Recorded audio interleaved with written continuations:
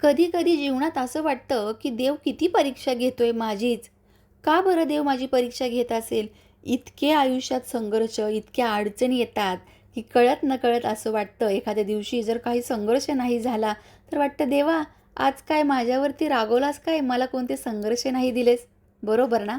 असे चार संकेत आहेत ज्यामध्ये तुम्ही समजता की तुमच्या आध्यात्मिक स्पिरिच्युअल जर्नीमध्ये तुम्ही कोणत्या पायरीवर आहात आणि देव तुमची परीक्षा कोणत्या गोष्टीसाठी घेत आहे. तुमची पात्रता सिद्ध करण्यासाठी तुम्हाला परीक्षेतून जावं लागतं, खरं उतरावं लागतं.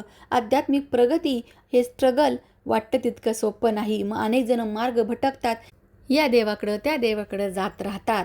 पण लक्षात घ्या, तुम्ही परीक्षेत जर पास झालात, योग्य ते तुम्ही पात्रता तुमची सिद्ध केली, तर देव मात्र तुम्हाला दिल्याशिवाय राहणार नाही. म्हणूनच हा दैवीय संकेत जरूर व्हिडिओ नीट ऐका लक्ष देऊन.